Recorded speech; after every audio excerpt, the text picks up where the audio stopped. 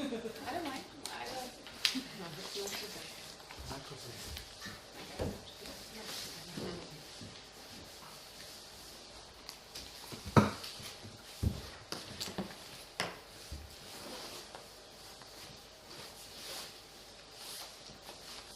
Okay, so let's start the motivation, setting the motivation first.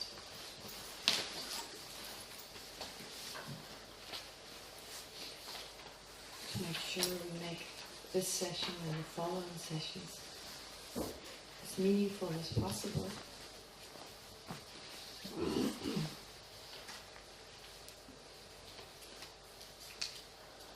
I think that we will use this time to learn more about our own mind, about its true nature,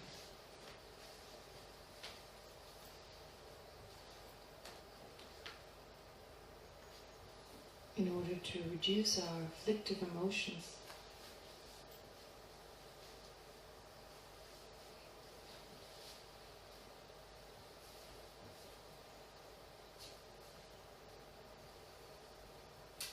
And actualize the fullest potential of our mind.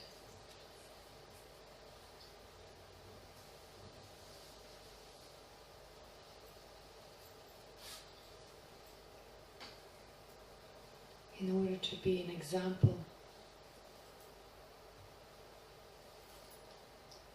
and inspiration to others.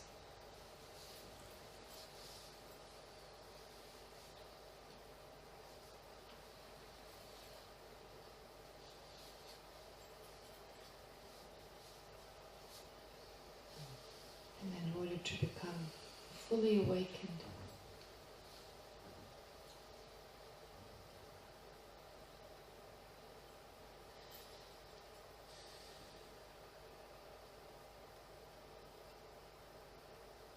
So that we have the love and wisdom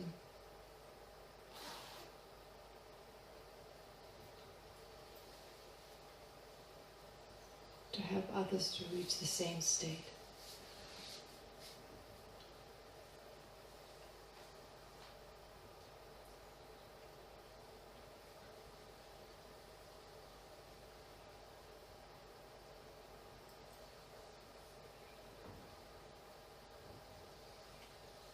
And so with this, let's recite the prayers together. Once in Hebrew, twice in English, for refutability of prayer. Tibetan. You said English. Oh, sorry. Did I say English? Yes. Oh no, once in Hebrew and twice in Tibetan. Sorry. בבודה בדרמה, מתחילה אלאית, מבקשת תפילת ההכללה, באמצעות המצמצמים של תפילת הדרמה, להוסיף לימודנו כדי להועיל ליצורים הנודדים. סנג'ה שודם סוגי קשונם לה, ג'נג'ו בדו דני קיוסוצ'י, דגי ג'ינזו קיפה סונם קי, Dola penche sangye dropa shu Sangye shodam tsoge chonam la Chanchu padu dani kyapsu shi Dagi jinso kipe sonam ki Dola penche sangye dropa shu לא יזכו כל בעלי התודעה באושר ובגורמי האושר. לא ייפרדו כל בעלי התודעה בסבל ובגורמי הסבל. ולעולם לא ייפרדו כל בעלי התודעה מאושר ובכאב. ויפתחו כל בעלי התודעה את מידת ההשתוות, ללא מסוע פנים של כשרות ושל סלידה. Semchen kamche dewa dang dewe gyodang tenpa gyuchi Semchen kamche dunge dang dunge gi gyodang dewa gyuchi Semchen kamche dunge mepe dewa dang mi dewa gyuchi Semchen kamche niring chadang nidang tewe dang yomla nepa gyuchi. actually, I just looked at your version in Tibetan. This is wrong, actually. Well, it's traditionally done the way you say, but it's almost the... I'm just looking at the going for refuge and generating bodhicitta. So this is the way it's traditionally done, but as Holiness the Dalai Lama has recently, well, some time ago, has said that it's not correct to recite the third line to say Dagi Jinso Gibe Sunamgi. It's not correct. It should be Tonamgi. Why? Because if you look at the English or the Hebrew, by the accumulation of merit, the practice of generosity and so forth, merit usually refers, you distinguish between merit and wisdom. So the accumulation of merit refers to the accumulation of positive karma that is the result of anything but wisdom. Whereas then wisdom you separate. But actually Son is saying it shouldn't just be the merit you accumulate, the accumulation of the collections of both. So in Tibetan, therefore, it's been changed now with His Holiness's correction, basically. Instead of saying Dagi Jinso Gibe Sunamgi, you'd say Tonamgi. To. Instead of Su. Nam is just the plural. It's just when you say To, it means collection, which includes merit and wisdom, and the Nam makes it plural.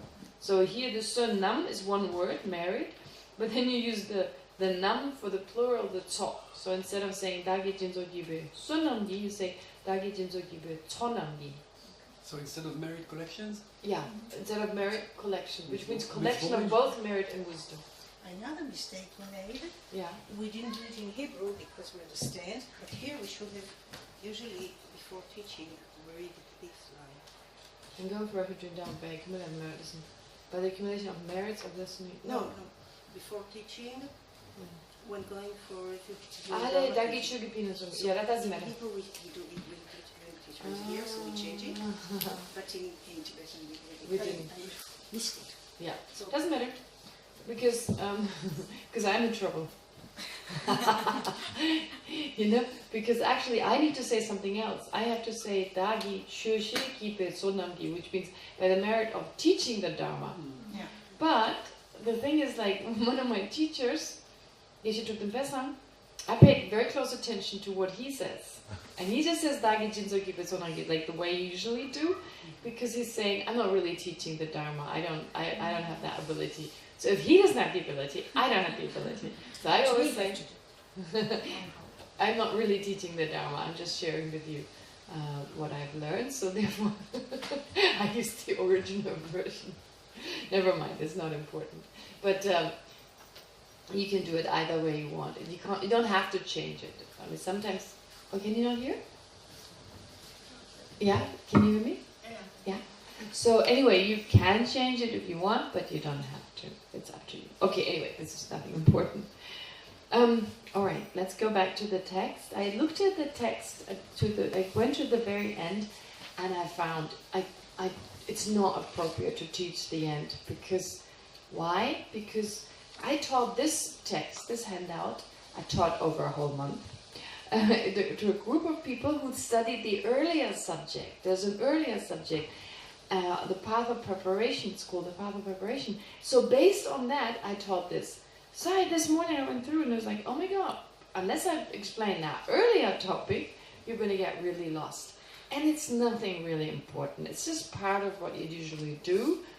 And when in Tibetan, we go through it quite quickly. It's kind of page 70 onwards. So the rest of everything before, is it page 70? Yeah. It's on page 71 it starts, or even earlier than that, I should say. 69, 70, it just tells you why Buddha nature is taught at a particular time. Why not earlier, for instance? But this is all part of the study of the Perfection of Wisdom Sutras. Like a long topic. It takes 7 years to complete it, doing it every day. So it's like one of those topics.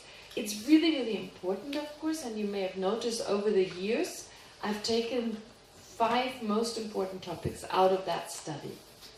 Okay? But of course we only have 2 days, a little bit more than 2 days, and to do this, it'll just confuse you. I don't want you to walk away thinking, what was that? You know, the end. So let's just continue doing what we've been doing to just clarify what Buddha nature means. And there are some of the debates. We'll come to the debates. But again, it's not easy. It's not easy if you don't have the background. So I try my best to make it accessible. But yeah, let's see. But I feel confident what we've done so far. We've come to page, how far do we get? Page 30? What we've done so far, it gives you a good sense of what Buddha nature is all about. And that's most important. That's what you need to know, and that's what we walk away when we do this study. What we really understand is that part. And the rest, they're like little nitty-gritty little details that don't come up much again, like the 13 types of Buddha nature. Yeah. Yes, please. I also looked at it and I thought, why are we going then to all the so, but there is in page 31 three things. If you can concentrate on this, Yeah, of course I will. especially on the third, which doesn't appear in don't appear here in the text. Well, it is because we've already talked about it. The signs of having awakened Buddha nature. Categories. Here are the categories. Here, it's on page 37. There it is. Describing the signs of having awakened Buddha nature. Yeah, so I'll definitely explain those three categories. So we got to page 31. This is now the explanation of our own system. Already started with this, but just to say, since Tsibi requested, so describing the meaning or the sense or nature of Buddha nature, describing the categories, and describing the signs of having awakened Buddha nature. Okay. Now, the categories, of course, you've already heard. What does the emptiness of the mind really mean? Now, this is not explained as part of this text, because that's something you usually study in a different context, but I'll go through this. So, first of all, there are two categories you've already heard. Of course, we talked about naturally abiding and evolving Buddha nature. So, in the same way as you find them mentioned in the Chittamatra, you find them mentioned here in the Madhyamika. However, explained slightly differently. So, naturally abiding and evolving Buddha nature, they are mentioned, for instance, in Maitreya's text, the sublime continuum. Okay, so maybe this is a good time now to say something about the three wheels. What is sublime? Sublime, what is sublime in Hebrew? Yeah, sublime, supreme, sublime. Okay, Yunama. Lanameva, as in like, this is the same word as lama. Lama is a word that means unsurpassable, or like someone great, sublime. So, anyway, actually, when you hear the word evolving Buddha nature, what does that actually mean? It refers to the clear-light nature of the mind. Clear-light nature of the mind. Now, in Tantra, we mention the clear-light nature of the mind. In Tantra, what it means in the Tantric context, the clear-light nature of the mind means the very subtle mind. So right now, our mind is in the nature of clear light, in the sense, not really like light as such. It's not like it's a light bulb. But it's clear in that anything can appear to it. So if I ask you, for instance, to look at the altar, and then close your eyes and to think of the altar appears. The altar appears. And you close your eyes, think of the altar, and you have an image of the altar appearing to you. That is only possible because the mind is clear or luminous in that things can appear to it, just as a mirror is clear. It's called clarity, or water and so forth. So things can appear to it. It's not muggy and, what else could you say? It's not like an object that lacks luminosity, which would then mean nothing can appear to it. So the fact that something can appear to your mind, you can take anything to mind.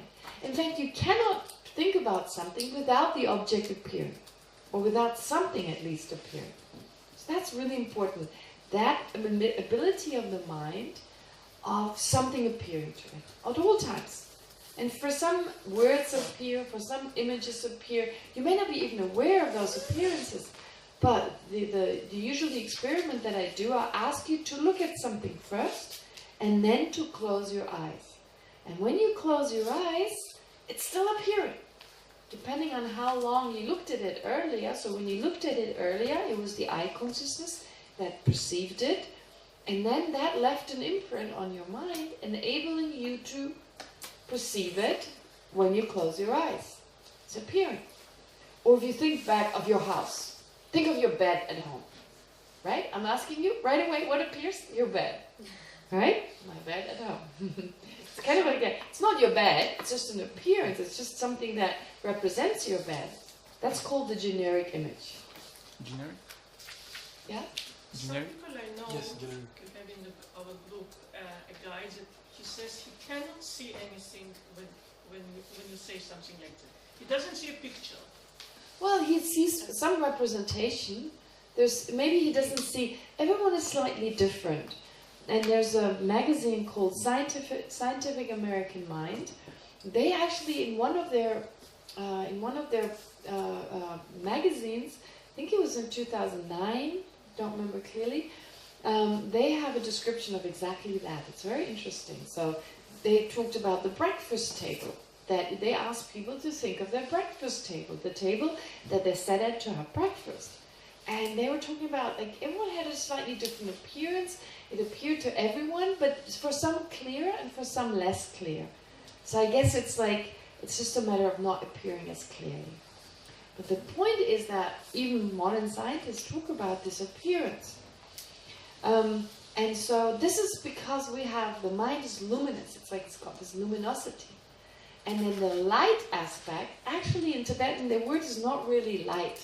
We say clear light, but the word is not light. It is illumination. It's that which illuminates, right? Sel nang. Sel nang can mean, sel nang. Sel means clear, and nang can mean appearance, but it can also mean illumination. So clear illuminator. So in a sense, like, illuminate, what's the Hebrew word? I think it's the same in Hebrew actually, isn't it? Illuminati? Meir. Meir. You always add that, like, nati or something at the end. Right. מאיר? מאיר, כן. השאלה אם זה משהו שמאיר מתוך עצמו, זה משהו שמאירים עליו. לי לא ברור במילה אלו. תסתכלי על ההקשר של המילים של המשפט שהיא אומרת, תוך מיני רפש, מה מדובר. תסתכלי על ההקשר של המשפט, זה יכול, אילומינט יכול, האור יכול להאיר את החדר, וזה יכול גם הקשר פנימי יותר של תודעה מוארת, או מתעוררת, או כאילו שמאיר את התודעה, או מאיר את המאיר. איך כותבים את זה באנגלית? תקשיבי למשפט. Illumination. Say it in the context. Illumination is to the object or from the object. Well, that's not clear. That's not clear. So illumination, actually it means the mind illuminates. Right? So a clear illuminator, if you want to translate. In Tibetan, you can use the word, can be used, just depends on the context. Is it illuminator? Does it illuminate? Is it the illuminator? It's just nang can mean all these things. And since it's an abbreviated form, sel nang. Right? So it's clear, but there is so there is also another word where you really say re as in light and sel as in like clear light. So you have both. Senang, which can mean clear illumination, but you can also talk about the semgira. So semgira, which means the mind is in the nature of clear light. So clear light here, or clear radiance, basically. The mind is in the nature of clear radiance. So being radiant or illumination or light, it just depends. To me, what it means, or how I understand it, the meaning of that is that we can know something. It makes it clear. It illuminates it. So first of all, the object can appear, and we can grasp it, understand it. We can understand. We can perceive it. So something appears. So in other words, it means our mind has two aspects.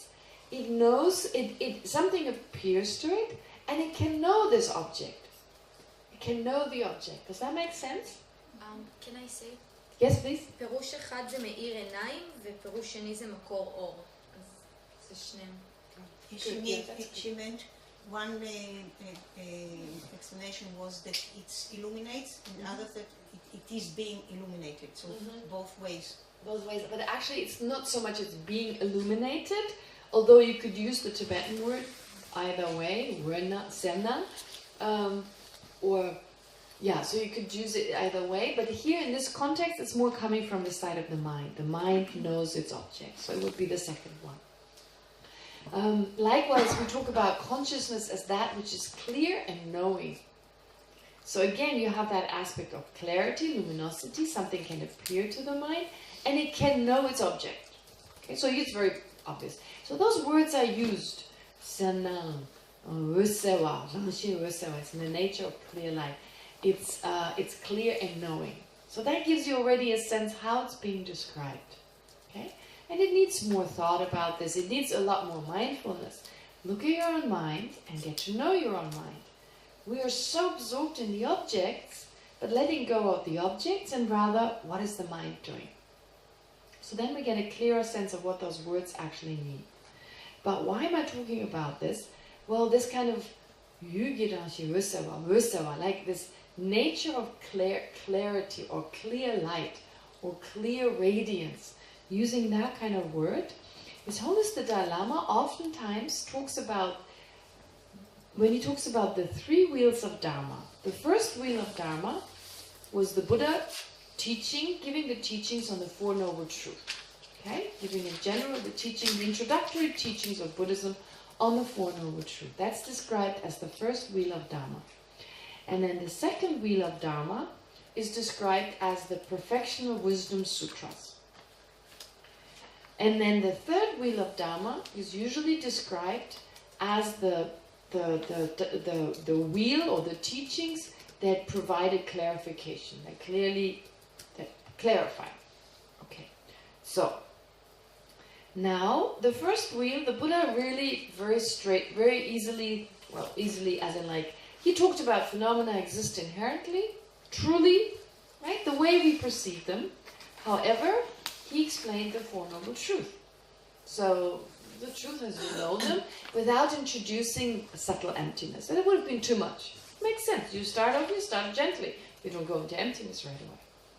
With the second wheel, many years later, he went into emptiness.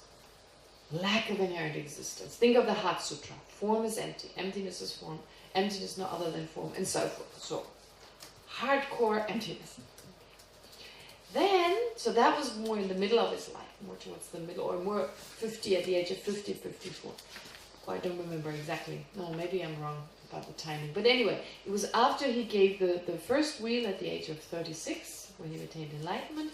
And then some years later, he taught the Perfectional Wisdom Sutras. And then at the end, he gave the third wheel. Now, the third wheel, usually the way His Holiness puts it forth is, well, it's the wheel that clarifies things, because there are some teachings in there where someone asks, during the first turning of the wheel, the Buddha says everything exists inherently, phenomena exist truly. During the second wheel, he said nothing exists truly. That seems contradictory.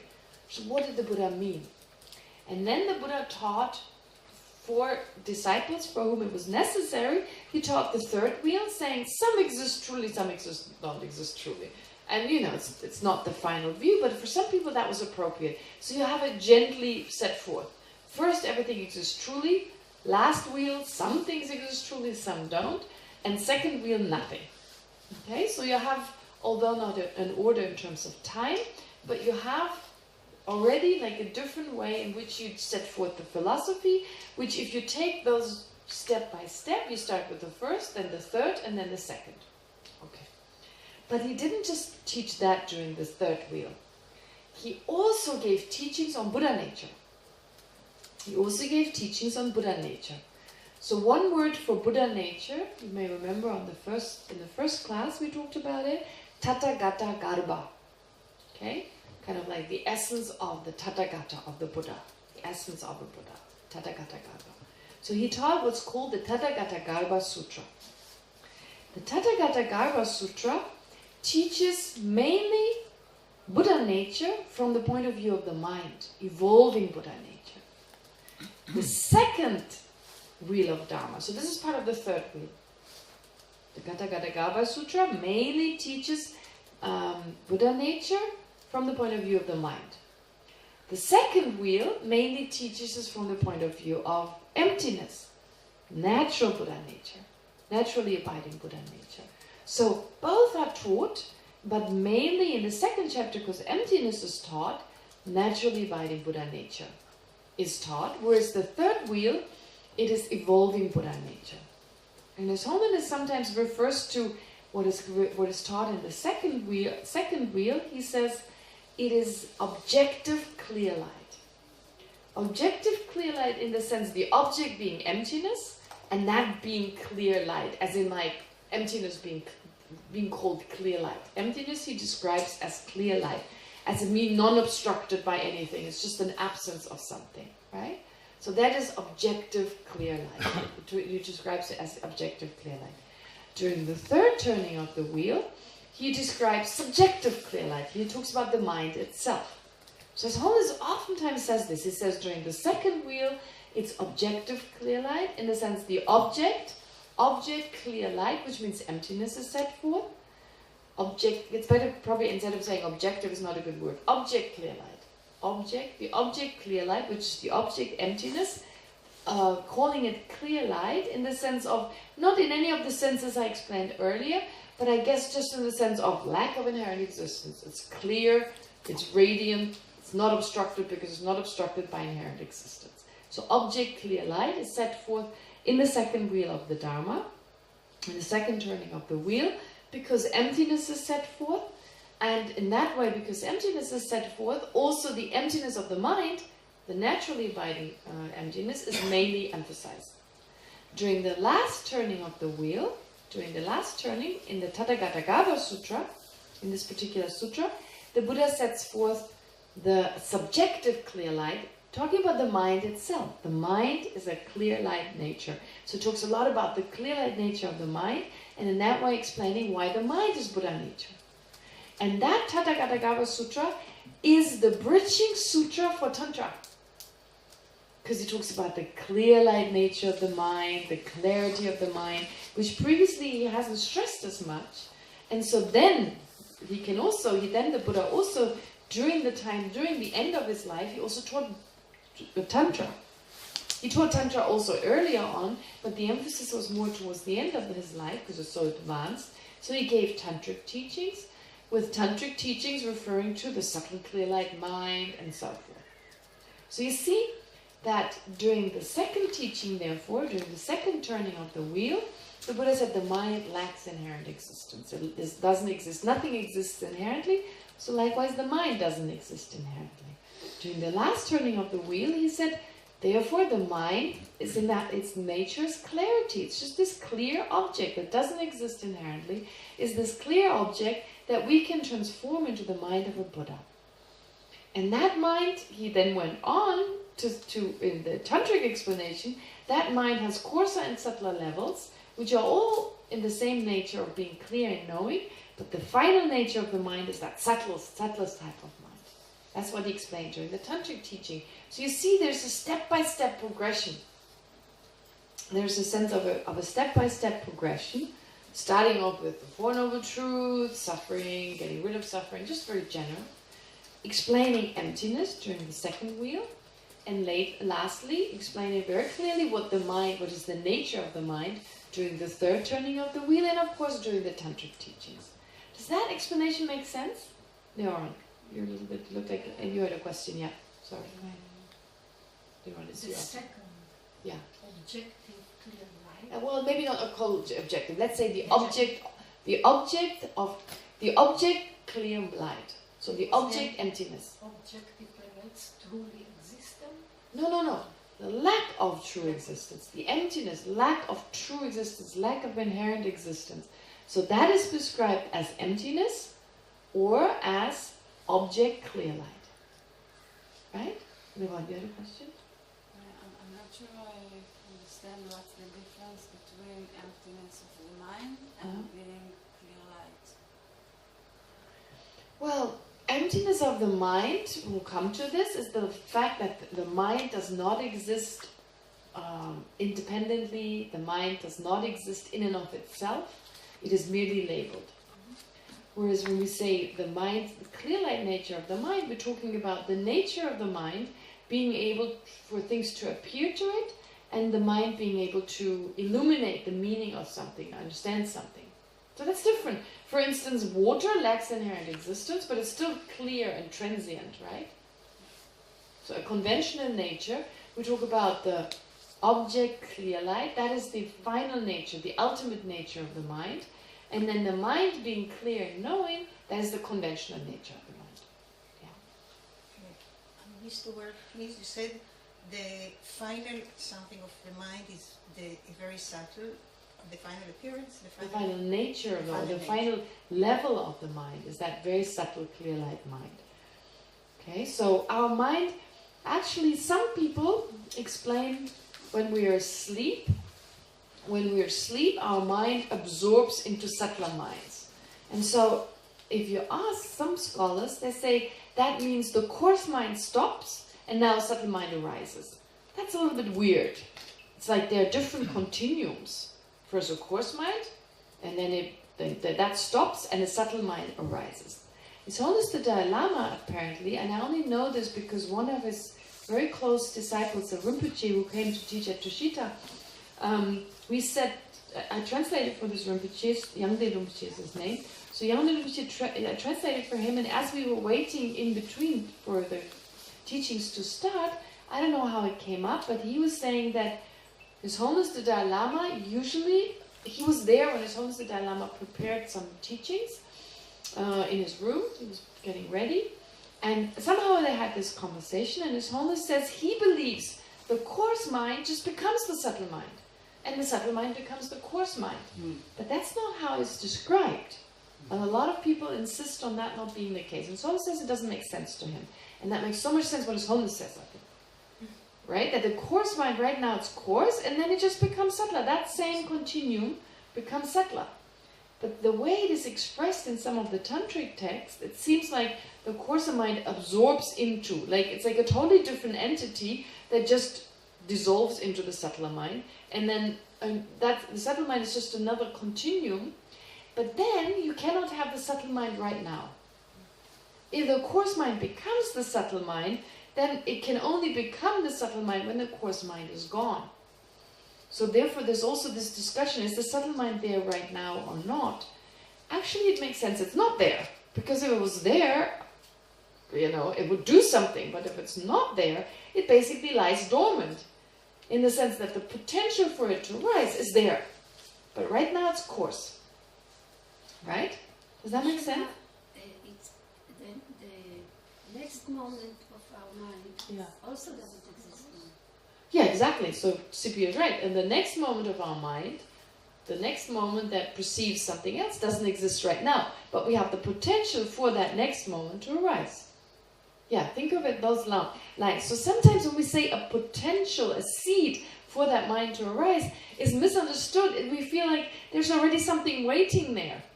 But that's not what it means. It's actually just saying the seed doesn't mean there's a little dot there waiting to arise. It's more like the fact that tomorrow's mind is not there yet, but I have the potential for tomorrow's mind to rise. There's that potential there. We say we have the seed of tomorrow's mind. This is so misunderstood. This is where seeds are seen too literally as actual seeds. So I have the seed of the very subtle mind because it's my coarse mind can become that subtle mind. It can become that subtle mind, for instance, when I fall asleep or when I die, my coarse mind will slowly become the subtle mind. And then that very subtle mind moves on to the next life.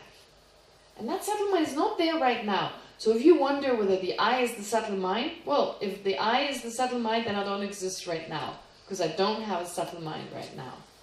Right?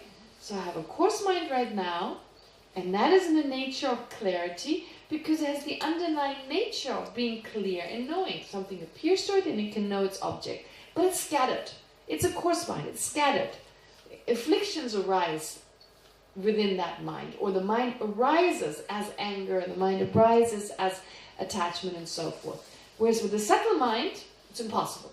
Afflictions cannot arise in the form of that subtle mind. In other words, the subtle mind cannot arise as anger. It's too subtle. So that idea of the mind is really important. But couldn't you say that the subtle mind, if we look at it as an equation, so subtle mind plus affliction equals gross mind? No, because you don't always have afflictions when you have a gross mind. Like right now. On your continuum you do, don't you? Well, there's the imprints of the afflictions, but you have those imprints with the subtle mind, because somewhere the imprints have to be. So when you say on your coarse mind there's anger, well, not right now. So where's the anger right now? What makes you think that subtle mind plus afflictions? Also, on top of it, an arhat still has a coarse mind, but doesn't have afflictions. An arhat has not utilized the subtle mind yet, because an arhat doesn't practice tantra. You don't practice tantra. You can only make tantra effective, well, the way it's taught, with the motivation of bodhicitta. But an arhat who's just newly become liberated has not yet generated bodhicitta. Actually, in theory, you could also use tantra to become liberated. In theory, you could. Because tantra is just a technique. The Hindus use it too. That's what I was asking about the yogis, that they can achieve awakening without wisdom. Yes, of course. Like in Buddhist system, tantra is used very specifically, usually only for Mahayana practice, to become fully enlightened. But actually, when you look at like Milarepa's life story, what did he use tantra for? Milarepa. Who's read Milarepa's life story? I read, but I don't remember what he uses tantra For black magic. Black magic. in the beginning. Yeah. So he used for black magic. So some of the voodoo or whatever, like in India, people are afraid of tantrics. They call them tantrics, like tantric practitioner, and they're afraid of them because they have special abilities. They could, if they don't use it special. So really, what is tantra? Tantra is a technique to utilize the energy in the body in an effective way. Okay? Now, our body's made of energy. Everything is made up of energy. If you can control the energy in the body, you can learn to control the energy around you. And if you learn to, that's potentially dangerous. So Tantra is like playing around with nuclear energy. Right? Nuclear energy, if you use it well, can be very effective. If you use it negatively, it can be very harmful. So that's why nuclear energy, you don't go to a supermarket and buy a bag of nuclear energy, right? It's secret. It's kept hidden and secret. Tantra is similar. It's kept secret because you can potentially learn to manipulate your own energy and that of others. So there are lots of stories in India. It's like, first it's just a story, second it's a story, third it's a story, fourth you're going, that's interesting, it happens all over. Where there are these tantrics, you know, like Hindu practitioners, and most of them use them in a very positive way, but every now and then there are those who don't. And so you go to them and you give them money and you ask them, please harm this person. So there's one case I remember one of my classmates told me. One of my classmates, he went to a settlement school in the south of India where all the Tibetans live.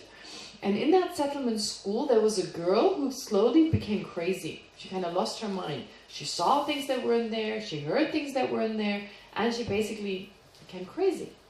And her parents were desperate. She was a good student, everything was going well. So they went to a Tibetan Lama, and the Tibetan Lama said there was a tantric that did something with her.